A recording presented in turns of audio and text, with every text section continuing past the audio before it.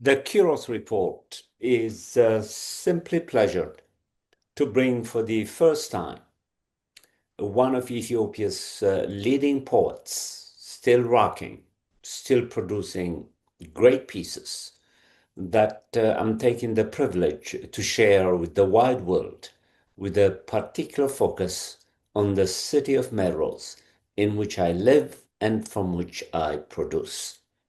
This particular production is going to be uniquely orchestrated. A part of it, the major part of it, will take place in our Ethiopian classic language called Amharic. I hope my audience out there, after you listen to it, would go to the market and begin to learn this language. That would mean a lot to me. And the second part, about a third of it, is tailored to interact with the wide audience, the English-speaking audience, in which I'll ask the poet to read some of her poetry, which she wrote in English a while ago. Welcome to the Kiros Report. Hello, I'm very happy to be here. I think we're going to speak in Amharic, am I right? Correct. We're Okay. going to the first half in Amharic and the remaining portion in English for Perfect. my adorable English-speaking audience. So let's go at it. And now in Amharic. The ኪሮስ ሪፖርት ለመጀመሪያ ጊዜ ኢትዮጵያዊት ገጣሚ፣ ሰዓሊ፣ የታወቀች የተከበረች አስተማሪም ናት። ኒውዮርክ ኩዊንስ ኮሌጅ ነው መሰለኝ፣ ከተሳሳትኩ እታረማለሁ። ብዙ ግጥሞች አዳርሳለች፣ ብዙ ጽሑፎች አቅርባለች። አሁንም ገና እንደ ወጣት እየቀጠለች ነው። በየቀኑ ነው የምትጽፈው፣ በየቀኑ ነው የምትስለው። እና ወዳጆቼ፣ አድማጮቼ ወይዘሮ ከበደችን እናንተን አምጥቻለሁ እና ከኛ ጋር ቆዩ፣ ተደሰቱበት፣ ተማሩበት፣ ደግሞ ዘረጉት ሲወጣ። ዩቱቡ የሚቀጥለው ሳምንት ይወጣል። ከዚያ በኋላ እጃችሁ ውስጥ ነው ያለው እና ከሁሉም ሰው እየተቀባበላችሁ አዋሩበት፣ ተጫወቱበት፣ ተማሩበት። መልካም ቆይታ እንዲሆንልን ተስፋ አደርጋለሁ። ወይዘሮ በለከች እና የመጀመሪያው ጥያቄ ራስሽን እናስተዋውቂ። ጤና ይስጥልኝ ፕሮፌሰር ቴድሮስ። በመጀመሪያ ወደዚህ መድረክ ስለጋበዝከኝ አንተ ልበልህ መሰለኝ ለንግግሩ እንዲያመች በጣም አመሰግናለሁኝ። ፕሮግራምህን ለተወሰነ ጊዜ እየተከታተልኩ ነበር። በጣም ትልልቅ ሰዎች የቀረቡበት መድረክ ነው። ፈላስፋዎች፣ ምሁራን፣ የጥበብ ሰዎች እንደዛ እና ስለጋበዝከኝ በጣም አመሰግናለሁ። ትልቅ አክብሮት ነው። ስሜ ያው ከበደች ተክለአብ እባላለሁ። በሙያዬ እንግዲህ ሁለት ሙያ አለኝ። አንዱ ስነ ጽሁፍ ነው። በብዛት በአማርኛ ነው የምጽፈው። አንዳንድ ጊዜ ደግሞ በእንግሊዝኛ እጽፋለሁ። ሁኔታዎቹ ለዛ አመቺ ሲሆኑ ወይንም ደግሞ ሀሳቡን የቀሰቀሱት ነገሮች ከእንግሊዝኛ ቋንቋ ጋር የተገናኙ ሲሆኑ በእንግሊዝኛ እጽፋለሁ። አንዳንዴ ምላሾችም ይሆናሉ። ሌላኛው ዋናው በምተዳደርበት ሙያ ደግሞ ስዕል ነው። ቀራጺ ነኝ። የቀለም ቅብ እሰራለሁ። ኢንስቶሌሽን የሚባለውንም እሰራለሁ። አስተምራለሁ። በሲቲ ዩኒቨርሲቲ ኦፍ ኒውዮርክ ኩዊንስቦሮ ኮሚኒቲ ኮሌጅ ነው የማስተምረው። በአሁኑ ጊዜ አሶሲየት ፕሮፌሰር ነኝ፣ ቴኒርድ ነኝ። እንግዲህ በሙያዬ ይሄ ነው። ከዛ በተረፈ ራሴን በአብዛኛው እንደ ስቱዲዮ ሰዓሊ ነው የምቆጥረው። እስላለሁ፣ ኤግዚቢት አደርጋለሁ በዓለም አቀፍ ደረጃም እንደገና ደግሞ በአህጉር ደረጃ ማለት በአሜሪካ ውስጥ እዚህ ናሽናሊ። የሚቀጥለው ጥያቄ ትንሽ ሳይሰለችሽ አይቀርም። እ፣ ብዙ ቦታዎች ቀርበሻል፣ ተጠይቀሻል እና አጠር አድርገሽ ያንቺ ህይወት ቀላል ህይወት አይደለም። እንዲያውም ከኢትዮጵያኖቹ ታጋዮች ታሪክ የተወሰኑ ሴቶች ናቸው አንቺ ያሳለፍሽው ስቃይ፣ አንቺ ያሳለፍሽው ጀግንነት ሁሉንም አልፎ እዚህ ደርሰሽ እዚህ ሀገር መጥተሽ አስተማሪ ሆንሽ፣ ሰዓሊ ነበርሽ፣ ሰዓሊ ሆንሽ፣ ገጣሚ ነበርሽ፣ ገጣሚ ሆንሽ። የቀላል ህይወት አይደለም እና ባይሰለችሽ ፈቃደኛ ከሆንሽ አጠር አድርገሽ ለመጀመሪያ ጊዜ የሚተዋወቁሽ ሰዎች ለመተዋወቅ ነው። ሌላ ምስጢር የለውም። ታሪክሽን አጠር አድርገሽ ብታቀርቢልን በጣም ደስ ይለኝ ነበር። እሺ እንግዲህ የተወለድኩት አዲስ አበባ ከተማ ውስጥ ነው። መርካቶ የሚባል አካባቢ፣ በግል ስሙ ደግሞ የድሮ ሰባተኛ ይባላል። በጣም ብዙ ነገር ያስተማረኝ ቦታ ነው። የተለያዩ የህብረተሰብ ክፍሎች በአንድ ላይ የሚገኙበት አካባቢ ነው።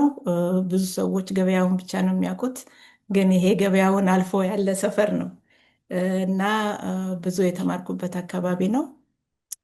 ከዛ በኋላ ሉል ወሰን ሰገድ የሚባል ትምህርት ቤት ነበረ። በአሁኑ ጊዜ ስሙ ተለውጦ ሊሆን ይችላል። ኤሌመንተሪ ዛን የተማርኩት። ከዛ መጨረሻ ላይ የአዲስ አበባ ስነ ጥበብ ተማሪ ነበርኩ ለውጡ ሲጀመር ከተጀመረ በኋላ እና በዛው አጋጣሚ ደግሞ ብዙ ወጣቶች እንቅስቃሴ የሚያደርጉበት ጊዜ ነበረ፣ የፖለቲካል እንቅስቃሴ። በፊት ሃይስኩልም ሆነን የዩኒቨርሲቲ ተማሪዎች የሚያደርጉትን ትግል እንሰማ ነበረ።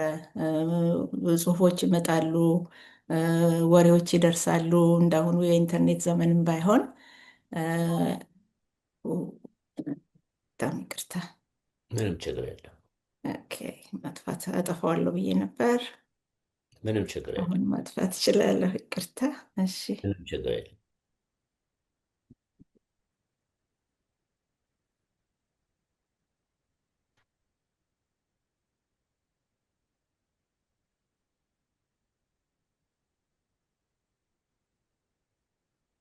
ኦኬ፣ እሺ። እሺ። እና እም፣ በንቅናቄው ጊዜ የአዲስ አበባ ስነ ጥበብ ተማሪ ነበርኩ። ከእንግዲህ የተለያዩ የፖለቲካ ዝንባሌዎች፣ የተለያዩ የፖለቲካ ቡድኖች የነበሩበት ጊዜ ነው። የአፄ ኃይለሥላሴ መንግስት ወድቆ ደርግ ስልጣን ከወሰደ በኋላ ያለውን ጊዜ ነው የምገልጸው። ከነኛ የፖለቲካ ንቅናቄዎች ውስጥ አንዱ ደግሞ የኢሃፓ ነበር። ኢሃፓ የራሱ የተለያዩ ክፍሎች ነበሩት።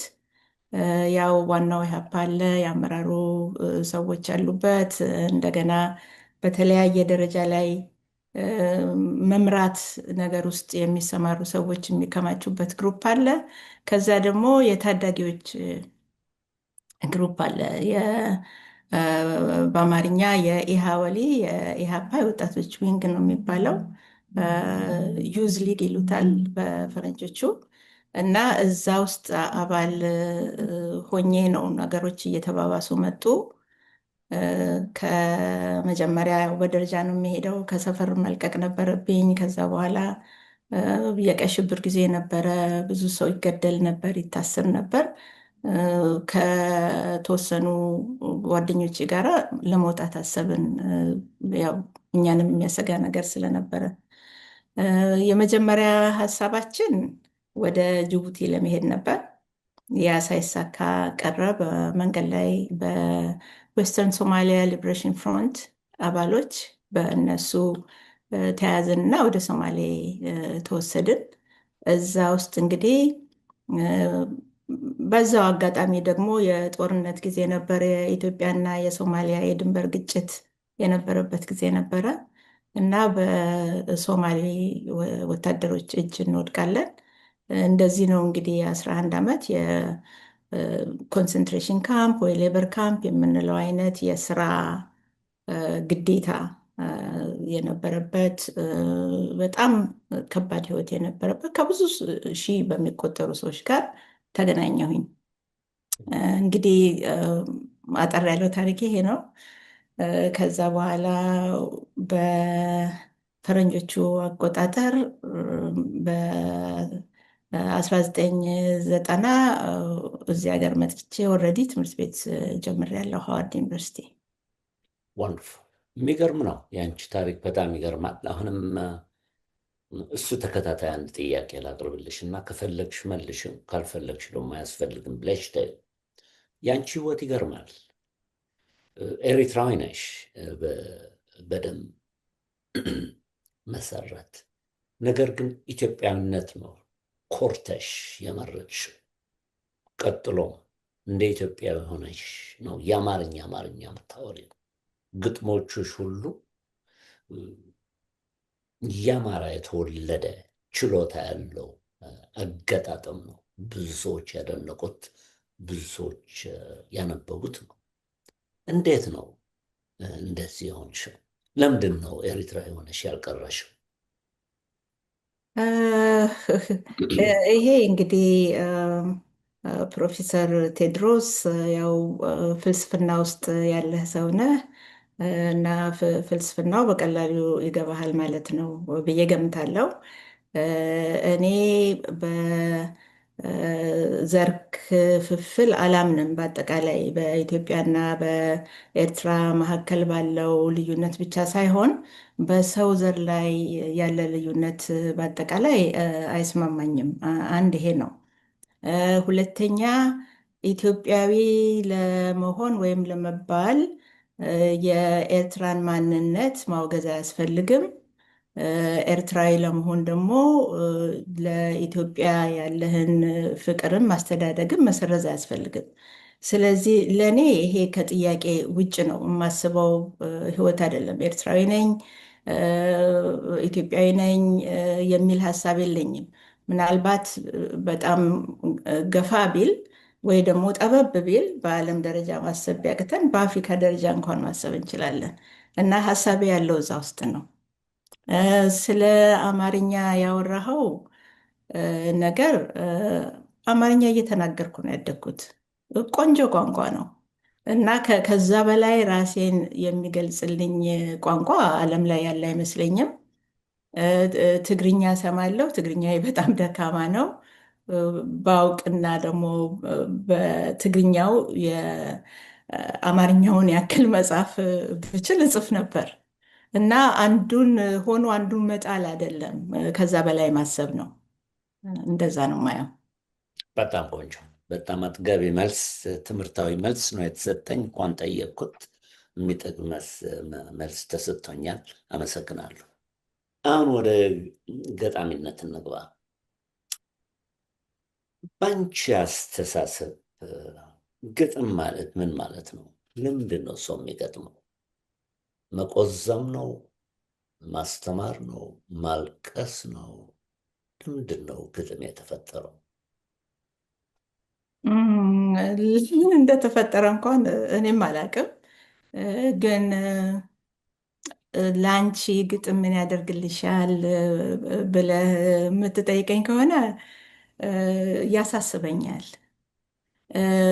ግጥም እኔ እንደማየው በጣም ልዩ የህሊና ቦታ ነው።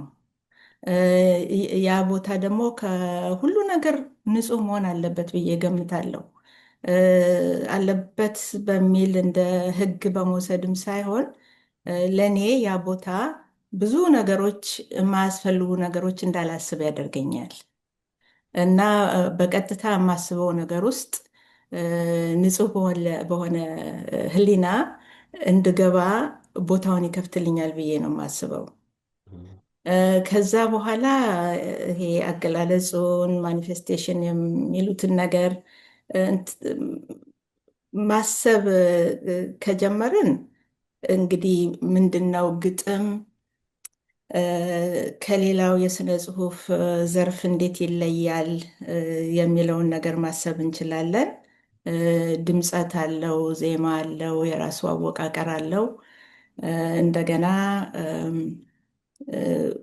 እኔ የምወደው አይነት ግጥም ብዙ ተንታኝ ያልሆነ ግጥም ነው የምወደው። ትንሽ ጠቅለል ያለ ካለበለዛ ድርሰትም ሊሆን ይችላል እና አንድም የዛ ዜማ ድምፀት የምፈለግ ነገር መሰለኝ ግጥምን ከሌላው የስነ ጽሁፍ ዘርፍ ለየት የሚያደርገው።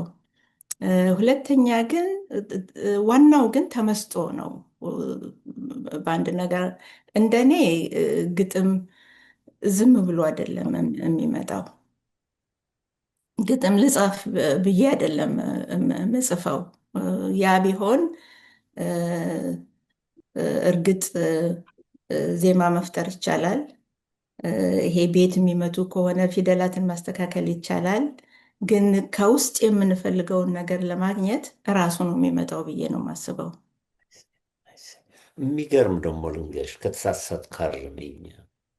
እኔም ትንሽ ሞከር ሞከር አደርጋለሁ፣ ግን ገጣሚ ነኝ ያለ እንዴ በጣም ትጽፋለህ። የካፌ አይወጣም። የሳቅሽብኝ ነው ጨርስ ስለሆንሽ ነው እንጂ የላኩልሽ ግጥሚዎች አክብረሽ ተስፋ ስጠሽ እንጂ ገጣሚ አይደለሁም እንዳንቺ። ነገር ግን አንድ ጥያቄ አለኝ። ግጥምና ምስጢር ይገናኛሉ። አንዳንድ ሰዎች የሚገጥሙት የማይባለው ነገር በምስጢር አድርገው ለማውጣት ይመስለኛል። በእኛ ባህል በተለይ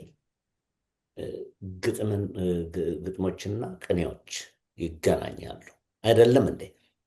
ልክ ነው። እና ግጥም የመረጥሽው ምስጢርሽን ለመመርመር ይሆናል ወይ?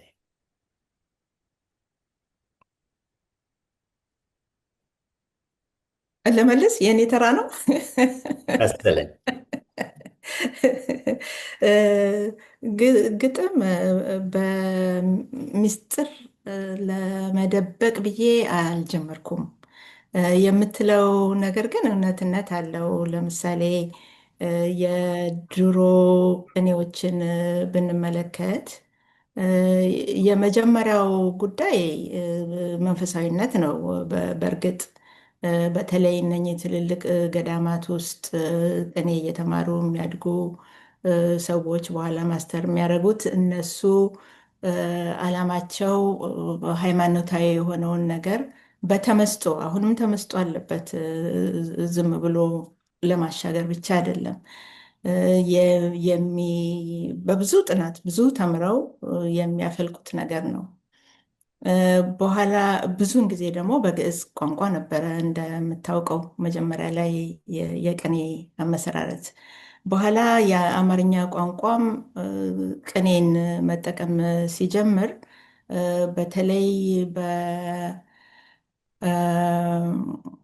ፊውዳል በምንለው ስነስርዓት ውስጥ ያ ባህል የመለዋወጥ ባህል ሕዝብ ፊት መወድስ የሚሉትን ነገር የማቅረብ ባህል ቀጠለ እና እዛ ላይ የተወሰኑ የቅኔ ምሁራን ከመንፈሳዊ ነገር ውጪ ህብረተሰባዊ የሆኑ ነገሮችንም ማስተላለፍ የሚፈልጉበት ወቅት ነበረ።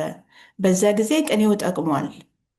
ስለማን ነው የሚናገረው ይሄ ሰው የሚለውን ነገር ትንሽ መሀል ላይ ያመጣዋል። ይሄም ማለት ሊሆን ይችላል፣ ይሄም ማለት ሊሆን ይችላል የሚል ነገር አለ። ዘመናዊ ቅኔ የዛ አይነት መልክ አለው ወይ? አዎ ሊኖረው ይችላል። ወደ እኔ ህይወት በቀጥታ የጠየከኝን ሚስጥር ለመደበቅ ነው ወይ የምትለኝ፣ ሚስጥር ሳላዳብር ነው ግጥም መጻፍ የጀመርኩት። ስለዚህ የምወዳቸውን ነገሮች ወይ መውደድ ስንል አሁን ሀዘንም እኮ መውደድ ነው።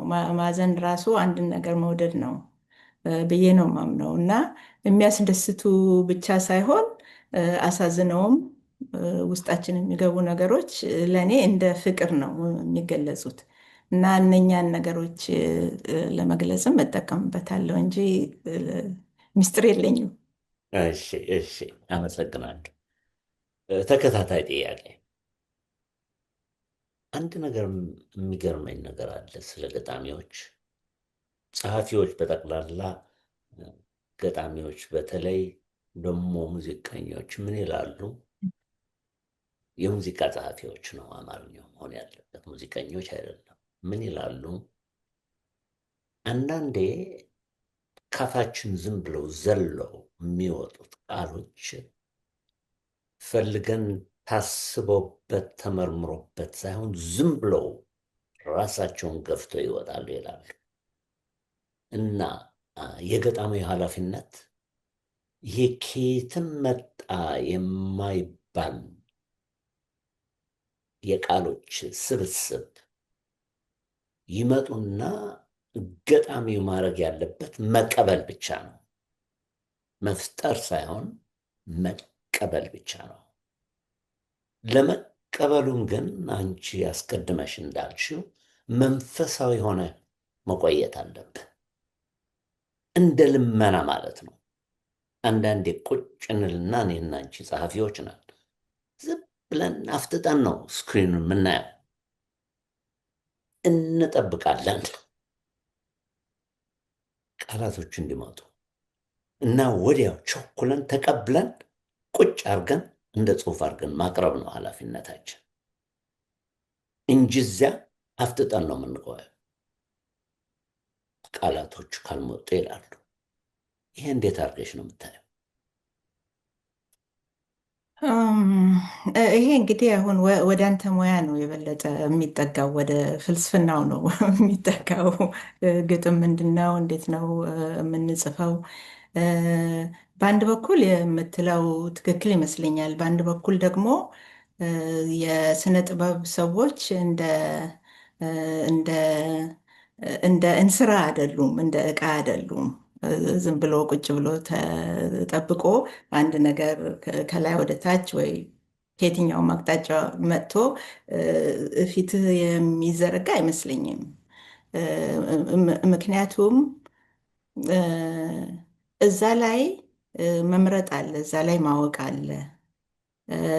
እዛ ላይ ቢያንስ ይሄ ቅርጽ የምንለውን ነገር ይዘትና ቅርጽ አለው አይደለም? ሁሉ ነገር ቢያንስ ቢያንስ ቅርጹ ላይ ትልቅ ተጽዕኖ ማሳደር አለበት ጸሐፊው።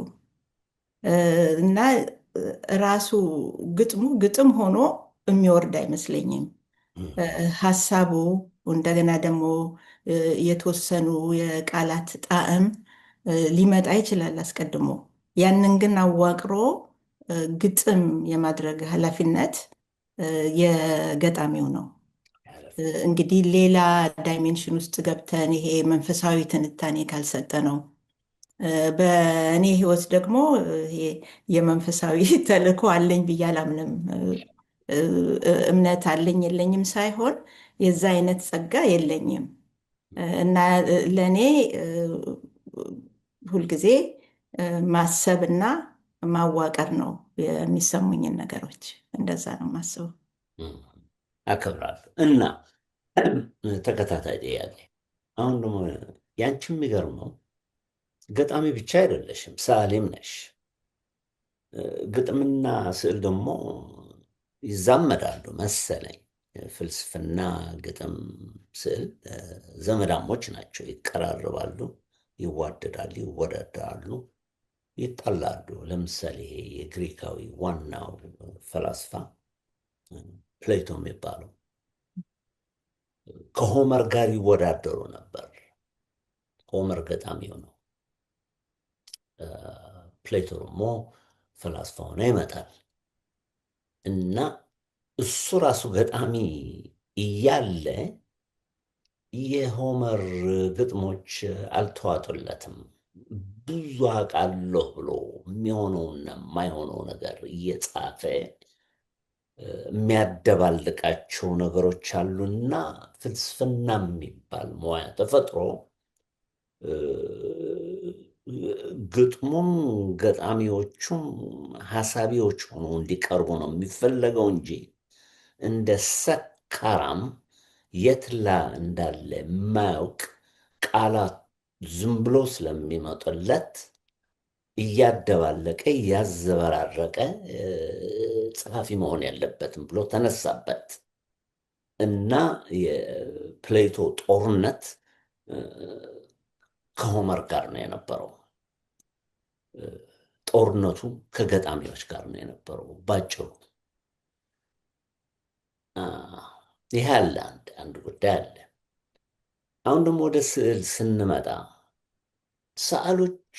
ሰዓሊዎችና ገጣሚዎች ምንድን ነው የሚያቀራርባቸው? ግራ ይገባኛል እኔ አንዳንዴ። አሚን ጠለቅ ያለ ጥያቄ ነው የምትጠይቀኝ። ሁለቱን የሚያገናኛቸው ዋናው ሀሳብ መሰለኝ፣ ሀሳብና ውበት። ሁለቱ ነገሮች ይመስለኛል ዝምድናውን የሚፈጥሩት። ይሄ ሳይታሰብ የሚመጣው ነገር እንኳን ያው ፈረንጆቹ ስፖንቴኒቲ ወይ ስፖንቴኒየስ የሆኑ ነገሮች ብለው የሚሏቸው፣ ለምሳሌ ሳይታሰብ ቀለም ቢረጭ፣ ሳይታሰብ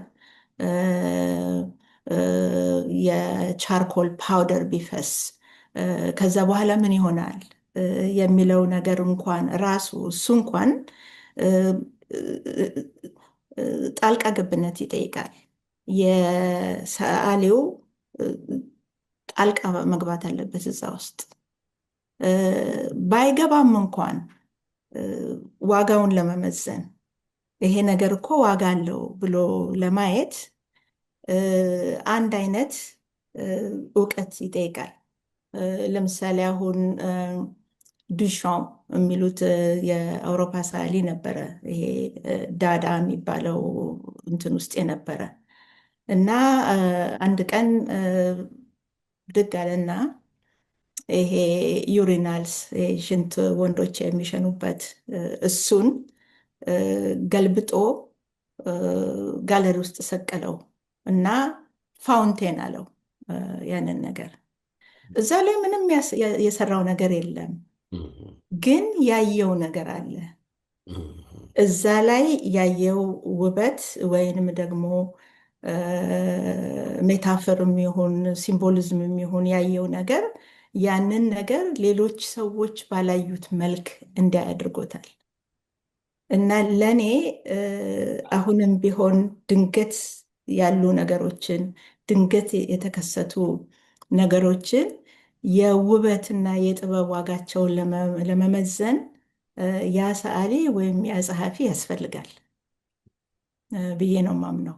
እና እንደዚህ አይነቱ ሀሳብ ለሰዓሊዎች ብቻ ሳይሆን ወይ ለገጣሚዎች ብቻ ሳይሆን ብዙ የጥበብ ሰዎች ውስጥ በየሙያቸው የሚወጡ እሴቶች ናቸው። እነኚህ እሴቶች ናቸው እና ያ ነው የሚያገናኛቸው ብዬ ነው እማምነው። በጣም ቆንጆ ቆንጆ መልስ ነው። አሁን ደግሞ እስቲ ስለ ስዕል ደግሞ ልጠይቅ። የሚገርመኝ ነገር አለ። የመጀመሪያ ማስተርስ ዲግሪ በፍልስፍና ስቀበል አንዱ ከጠናኋቸው አንዱ ገጣሚ አንዱ ሰዓሊ ናቸው። ገጣሚ ቦድሌር ነበር ፈረንሳዊ። ቫንጎ ደግሞ አጥንቻለሁ እና ቤቴ ውስጥ ለምሳሌ 2-3 ስለ ቫንጎ ስዕሎች የተቀዱ ናቸው አሉኝ። ዝም ብዬ ያጠናቸዋለሁ፣ አያቸዋለሁ፣ በተለይ ማታ ሲጨልም እና ምን ይመስለኛል አስቦ አስቦ አስቦ አንዴ ብቻ እንዲህ ለቀቅ አርጎ ያወጣቸው ስዕሎች ይመስላሉ። ተመላልሶ አርሞ አስቦበት ያወጣቸው አይመስሉም። አንዴ ሲያስብ ይውልና ቁጭ ብሎ ቅርጽ ያወጣል። አንቺ ምን አይነት ሰዓሊ ነሽ? ከማውቅሽ የተወሰነ ጊዜ ነው ያወቅሽ። ታኘኪያለሽ፣ ታጠኒያለሽ፣ ቶሎ ብለሽ አትለቂም። ተመላልሰሽ አጥንተሽ ነው የምትስይው። ቫንጎ ግን እንደሱ ሰዓሊ አልነበረም። እንዴት ነው ሁለታችሁ እንደዚህ አይነት ልዩነት የሞላበት የስዕል መንገድ ያሳደጋችሁት? እንግዲህ በተለያየ ጊዜ የተለያዩ ነገሮች ይመጣሉ። የአሰራር ፍልስፍናዎች፣ የአሰራር አቅጣጫዎች፣ የቁሳቁስ ለውጦች እነኚህ ሁሉ የሰዓሊውን አሰራር ይለውጡታል። በነገራችን ላይ እዚህ ላይ ትንሽ ካንተን ላይ ያለው የቫንጎን አሰራር በሚመለከት ቫንጎ በፍጥነት የሚሰራ ሰዓሊ ነበረ። ማለት በፊት በክላሲካል ፒሪየድ ያው ክላሲካል ፒሪየድ ወይ ደግሞ ይሄ ሪያሊዝም የምንለው ውስጡ ደግሞ መዓት ክፍፍል አለው አይደለ? እዛ ውስጥ የሚሰራው አይነት ስራ ለረጅም ጊዜ እንዳልከው የሚታሽ ይሄ ተዳሳሽ ነገር እንዳይኖረው በጣም ለስላሳ ሆኖ እንዲወጣ ብዙ ጊዜ የሚፈጅ ነው። እንደገና የውጭውን እንኳን በተወሰነ ጊዜ የውጭውን ማለት ይሄ መልክዓ ምድር እንኳን ቤት ውስጥ ሆነው ሲሰሩ ከውጭው ዓለም ጋር ያላቸው ግንኙነት በጣም ትልቅ ላይሆን ይችላል። ብዙውን በአይምሯቸው የያዙትን ነገር ሊሆን ይችላል የሚሰሩት። እንግዲህ ያንን ሁሉ ተጉዞ እነ ቫንጎ የደረሱበት ጊዜ ሲመጣ የብሩሹ አጣጣል ራሱ እየተለየ ይመጣል፣ ፍጥነት አለው። ሆኖም ግን ፀሐይ ላይ ወጥቶ የሚሰራ ሰው ነበረ ቫንጎ። እንደውም ብዙ ጽሑፍ ላይ ስለ ያመው ነበር ይባላል። የአእምሮ ችግርም አለውም ይባላል።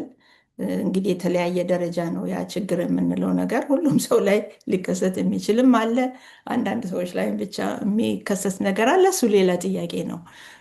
ሆኖም አንዳንድ የታሪክ ጸሐፊዎች ብዙ ሰዓት ፀሐይ ላይ ቆሞ ይሰራ ነበር ከተፈጥሮ ጋር ያለውን ግንኙነት ለማጥበቅ እና ፍጥነትን በተለይ ይሄ የብርሃንና ጥላ የብርሃንና የጨለማ ግንኙነትን በጊዜው የመያዝ ሩጫ ነበር በዛ ዘመን እና ውጤቱ በፍጥነት የተሰራ ቢመስልም ብዙ ሰዓት የሚፈጅ ስራ ነው ያ፣ ወይም ብዙ ቀናት ተመላልሰው የሚሰራ እና ድንገት እንትን አይደለም። ግን የፈጠረብህን ነገር አሁን ያልከውን ነገር የፈጠረብህ ምንድን ነው? እንደዛ ረጅም ጊዜ የፈጀ ነገር ሲወጣ ቀላል ሆኖ እንዲታይ የማድረግ ደግሞ የራሱ ብስለት አለው። የራሱ አንድ ትልቅ እርምጃ ነው እና እንደዛ ነው የቫንጎን የማየው።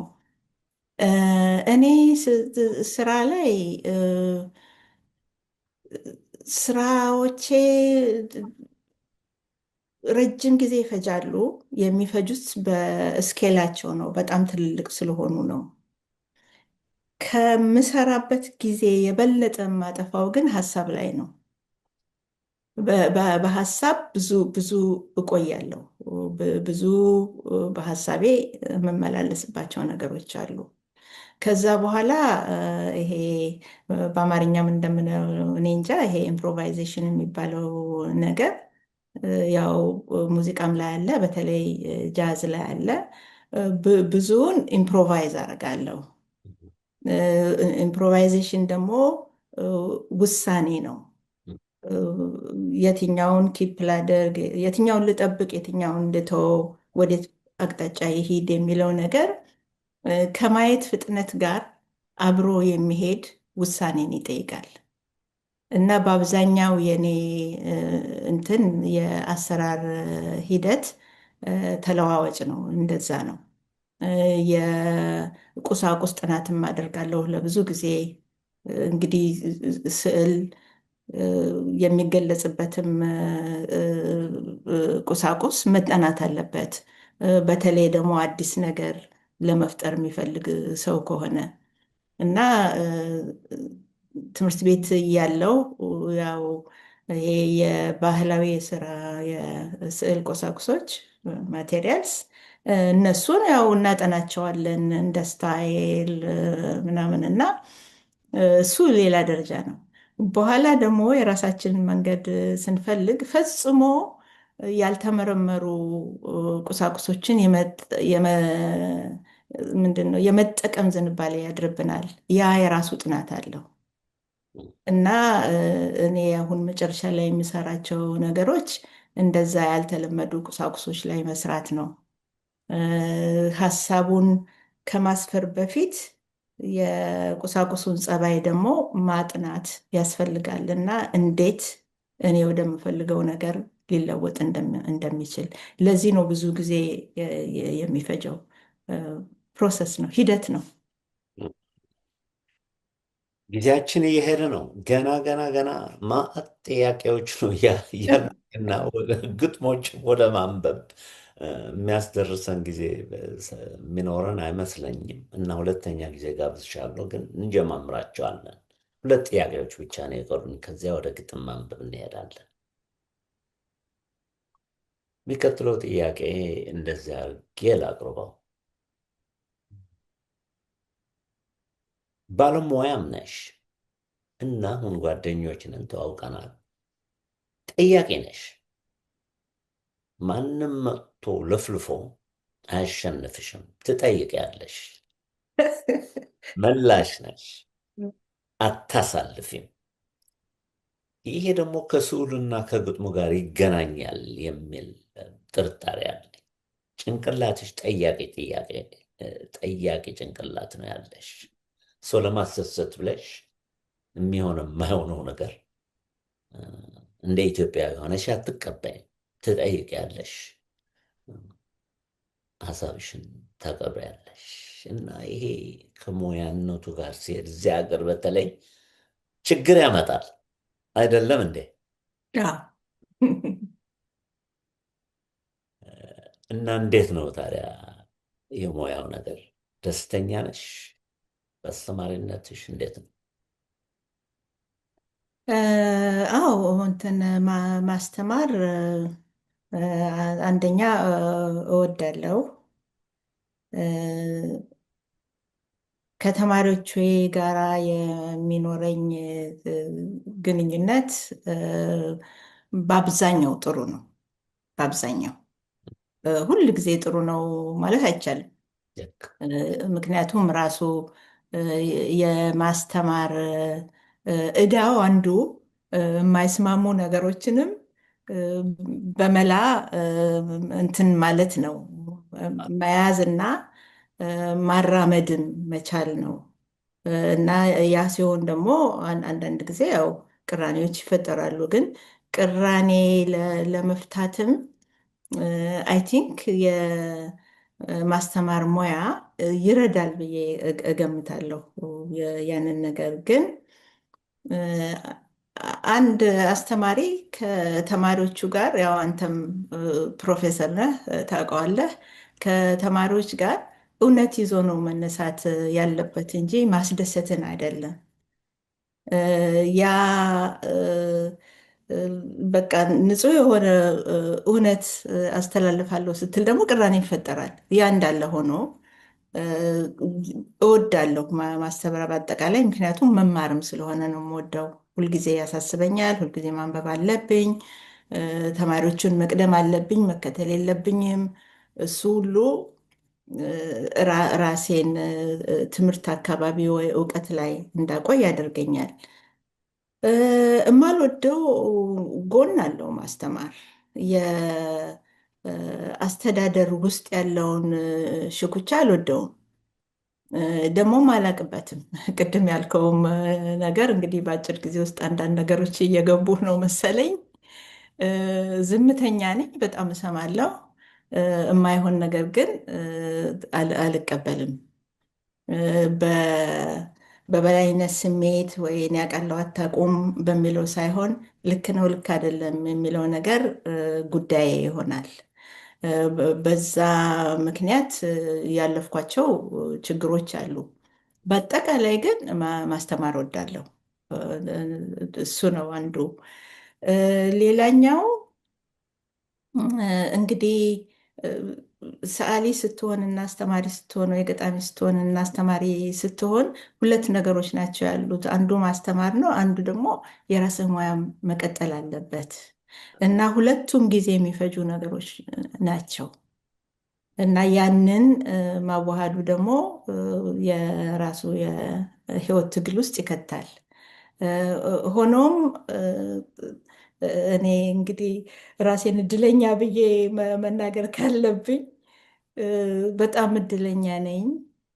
አንደኛ እድሉን አግኝቼ መማሬ፣ ሁለተኛ ትምህርት ቤትም እያለን አሁን የአገሩም ልጆች የዚህ ሀገር ልጆች ጓደኞቼ ስዕል ያጠኑ እስካሁን ድረስ በሙያቸው የማይሰሩ ጓደኞች አሉኝ እና ቀላል አይደለም። እንደ ሰዓሊ እንደ ገጣሚ መኖር እዚህ ሀገር ታውቀዋለህ አንተ በጣም እና የዛን ነገር ሳስብ እንዴ እኔ እኮ እ፣ ከእድለኞቹ አንዷ ነኝ ብዬ ደግሞ ደስ ይለኛል እና እንደዛ ነው። በጣም ቆንጆ። አሁን በቃ ወደ ግጥሞች እንሄዳለን። እኔ እድል አድርጌ ጓደኛችን ካሳሁን ቸኮል ጠይቆኝ አንድ መጽሐፎችን የግጥም መጽሐፎችን አንብቤያለሁ፣ አድንቄያለሁ፣ ተማርኩባቸው፣ አደነቅኳቸው። ብዙ ነገር ነው ያገኘሁባቸው እና አንድ በጣም የተስማማኝ የወደድኩት ከኔ ከምጠይቃቸው ጥያቄዎች ጋር የሚሄድ ግጥም አለሽ። ጥሩ ሰው እየፈለግኩ ነው የሚል ግጥም አለሽ። እሱ ይነበብልን። ኦኬ፣ ጊዜ ትሰጠኛለህ እንግዲህ እስከምፈልገው? ምንም ችግር የለም። ኦኬ። እንግዲህ አስቀድመን ስላልተነጋገርን ምን እንደምናነብ ምን እንደምንሰራ ምንም ችግር የለም። አውቄ ነው እንደሱ ያደረኩት። አዎ ጥሩ ነው። እኔም ጥያቄ መጠየቅ አልወድም። አስቀድሞ ንገሩኝ አልልም።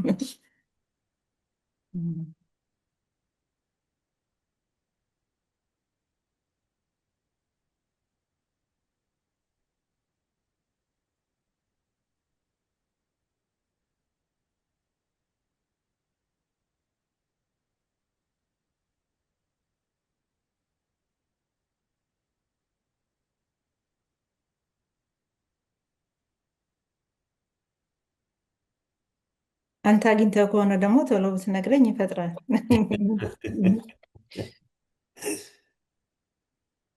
ምንም ችግር የለም። ካላገኘሽውስ የፈለግሽው አንብቢ። እንግዲያውስ ምንም ችግር የለም።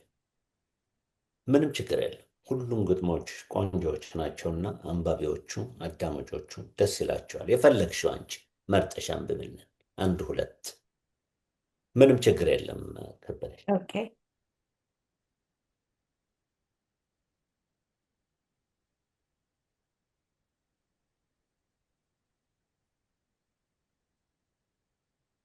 ምረጪና ይሄ ነው የምወደው ብለሽ። እሺ፣ የጥጥ ዕድሜ የሚለውን ላነበው። እሺ።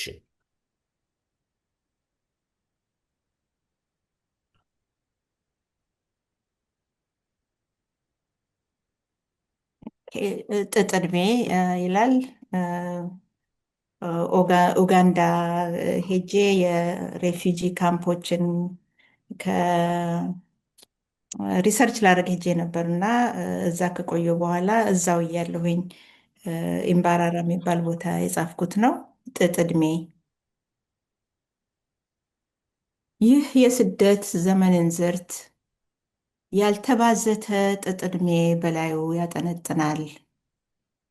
ሕይወት ሳይፈለቀቅ ጥፍጥሬው ከውስጡ ሳይለቅ ጥንጥኔማ ሞልቷል ይላል። ሳይበዘት ሳይደወር ሳይሸመን ሳይቀመር ጥበብ ስሌቱ ሳይሰላ ህብረ ቀለሙ ሳይሰፍር ገና ስም ሳይሰጠው ሸማ ሆኖ ሳይለበስ ኩታ ሆኖ ሳይደረብ ቡራኬ ገና ሳይደርሰው ይህ የስደት ጥጥ ዕድሜ ሳይከር ይጠነጠናል። ሕይወት ገና ሳይሟሽ ግብአት ደረሰ ይለናል።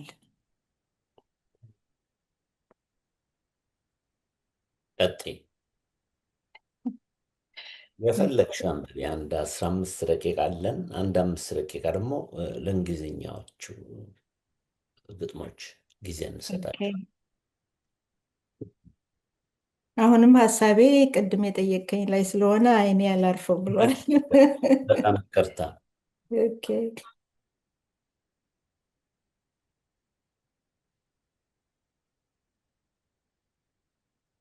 ኦኬ 79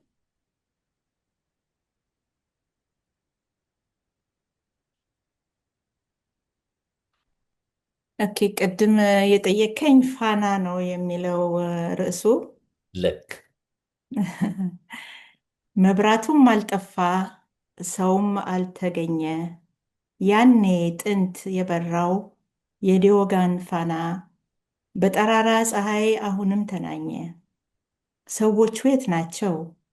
ወይስ ምስል የሆኑ የሰው ምኞት ጥበብ በሀሳብ የሳላቸው ብርሃን ከማይሻው ከሰው ልጅ አእምሮ በስተጀርባ ናቸው ይላል። በጣም ቆንጆ። አንድ ደግሞ አለች ማስታውሳት ግጥም። በዳር ዳር ነው ሁልጊዜ የምትገኘውና አንቺ ስታልፊ ስትሄጂ ስትወጪ አይተሻት ገጠምሸላት። እዚያ ነው ሁልጊዜ ቁጭ ብላ የምትገኘው። ስሟ ነበር ስሟ ምን ነበር? በጣም ነው ልቤን የገባቸው ያቺ ግጥም እና ቆማለች። ሁልጊዜ እዚያ ነው የምትገኘው። ሰው ደግሞ እንደምታውቂው ብዙ ስራ ስላለበት አትኩሮ አያይም። አንዳንዴ መታየት ያለባቸው ነገሮች አይታዩም። ገጣሚው ብቻ ነው የማያቸው፣ ሰዓሊ ብቻ ነው ምስላቸው። በእኔ አተረጓጓም ጽፌበታለሁ። ይሄ ያንቺን ግጥም ስመረምር ላይ ጽፈህ ነበር ይመስለኛል። ምናልባት የራስ ምስል የሚለው ይሆን? እስቲ ሰልፍ አንብብል። ፖርትሬት እንደሚለው ምናልባት እሱ ከሆነ እሺ አንብብልኝና። ሁሉም ግጥሞችሽ ቆንጆዎች ናቸው እና ይነበቡ እንጂ።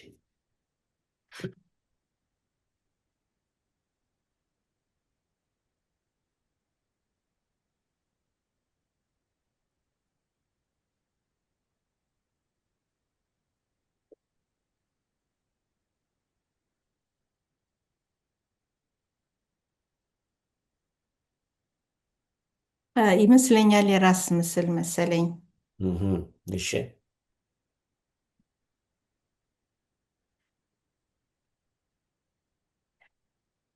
መንታ መንገድ ላይ የበቀልኩ አንዲት ረጅም አበባ ነኝ። የስ ህብሬ ለሰው የማይገባ መዓዛዬ የማይገኝ ተቀንጥሼ የምወሰድ በጣት ታሽቼ የምሸተት መዓዛ ስሰጥ የምሞት መንታ መንገድ ላይ የበቀልኩ አንዲት ምስኪን አበባ ነኝ አላፊ አግዳሚ የሚያሸኝ። በጣም እሱ ቆንጆ ነበር። እሱ ነው። በጣም ቆንጆ ግጥም ናት። እና ስለ እናትሽ ደግሞ ጽፈሻል። ሲሞቱም በህይወታቸውም አንድ መርጠሽ ከዛ ደግሞ ይነበብልን። ለእናቶች ነው ግጥሙ፣ ለሁሉም እናቶች፣ ዓለማዊ እናቶች፣ ለእናቶች ብቻ አይደለም እንደገባኝ እኔ። ልክ ነው። አዎ።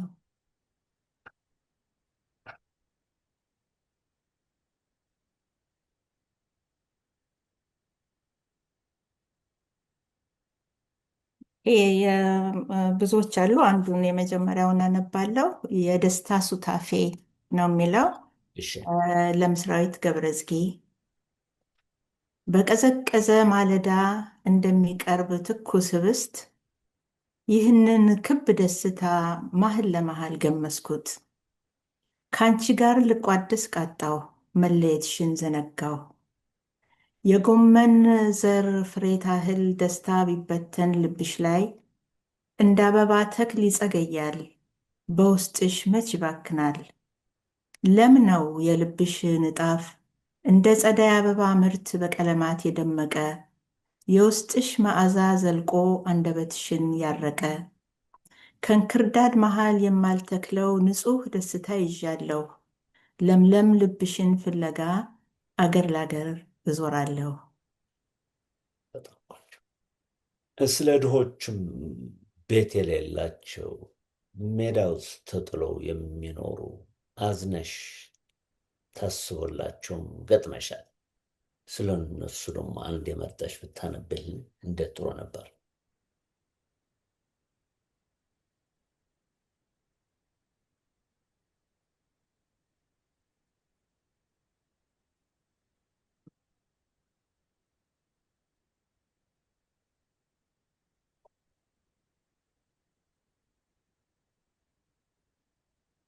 ኦኬ፣ አንደኛው ኡጋንዳ እያለሁ የጻፍኩት ነው። የስ እሱ መሰለኝ ያሰብከው።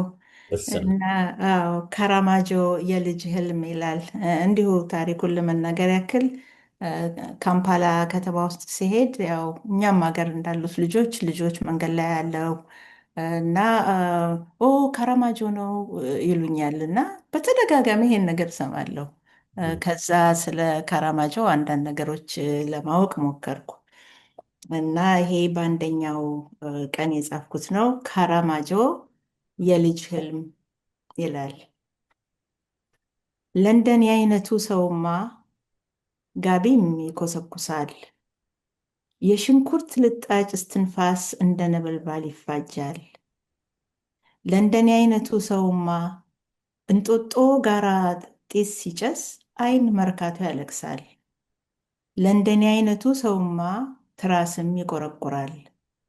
ማደሪያህ የህንፃው እግር፣ መቀመጫህ የቀይ አፈር፣ መንበርህ የጥርጊያ ድንጋይ፣ አየርህ የመኪና ጢስ፣ አልባስህ የቀትር ፀሐይ። አይንህ አይኖቼን ሲቃኝ ልጅነትህን አይቻለሁ፣ ውሎህን ተገንዝቤያለሁ። የሆድህ ስፋት ወሰኑ፣ የፍላጎትህ እርከኑ፣ የሰው እጅ እንደው አውቃለሁ። እውንህን ነግረኸኛል፣ ህልምህን እማለላለሁ። አሁን 5 ደቂቃ ብቻ ነው የቀረን። 7 ደቂቃ አለን። አንድ ወይም ሁለት የእንግሊዝኛ ግጥሞች ደግሞ ለእንግሊዝኞቹ የሚያዳምጡ ይነበብላቸው።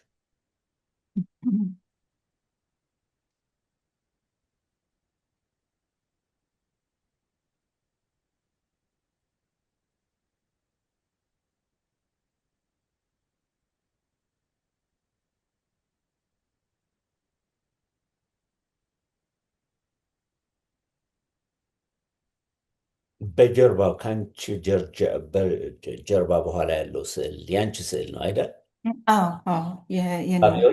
ሰዓሊዎች ሰዓሊዋ አንድ ስዕሏ ነው ይሄ፣ እዩላት። እሺ፣ I'm going to read from Blue and Gray, This Era of Exile. This is one of the books that I published recently. It's based on the solo show that I had at the American University Museum, Katzen Center. So this one is called Blindfold for the Refugees. Covered with gray dust, I fall into the deep blue ashes. My eyes smeared with navy coal, blindfolded by grief. I wrap my indigo-dyed hair with a piece of cloth cut from the garment of the Tuareg, the blue people. I step on the land of the Bedouin, wrinkles of time on it, gray cracks of the earth under my bare feet, inked with dark maroon, encrypt my future. I trace the fault lines like braille. Toasted lavash brushes my nose. A cape crawl crosses my face. I cross the land on my way to the sea to plead with the gods of the Mediterranean. I stand in front of the angry sea. Before I step on the boat, before it capsizes, I brush off the last sand from my sore feet. I inhale the cerulean sludge-like air, the sea floor flat under my head, inward I see a slash of sapphire sips into my bone marrow, into the stream of my blood that turned cobalt. Since the village behind me flattened into ashes, the people into crystal salt, like Lot's wife, for re-examining just once. Beautiful. One more poem in English. A shorter one, so that you can have time to publicize your books. I want you to display them, and maybe you could also display one painting if you can. I don't know how this could be done digitally. We have about 10 minutes left.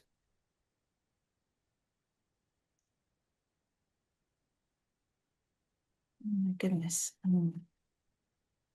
A short version would be great. Do you have a shorter poem in English?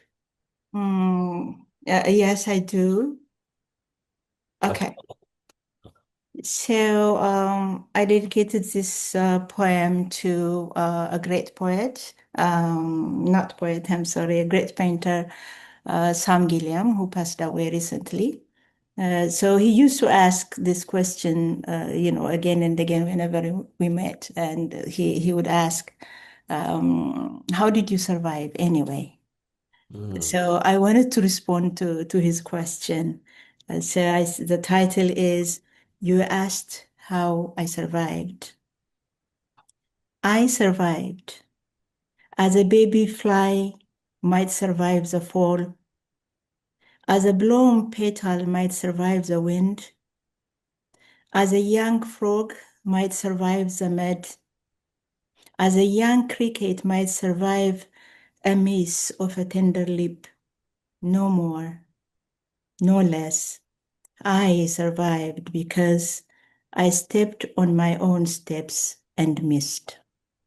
Excellent. And now, before we get off the line, I would like you to pick up your two books, display them, so that people would go to the bookstores and buy them if they are available.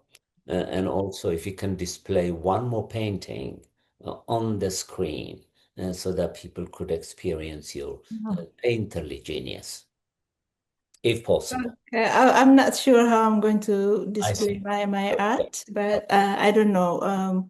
That's all. I can't see this is one of them. Okay. It's Excellent. do you see it? Yes, we It's just see it. behind me. Yes, we Um, do see it. It's wonderful. anyway, yeah. So regarding the Is books, this the one that is being displayed at the Ethiopian embassy, or is no, it? no, no, no. This is just at my home. Okay, It's it's great. mesh. This is the materials that I talked about earlier, Yes. exploring new medium and things like that. So, as you know, mesh is naturally porous. Hmm. But the question is going to be how do you manage? I mean, to put something liquid on something porous. So that required lots of experimentation, and finally I managed.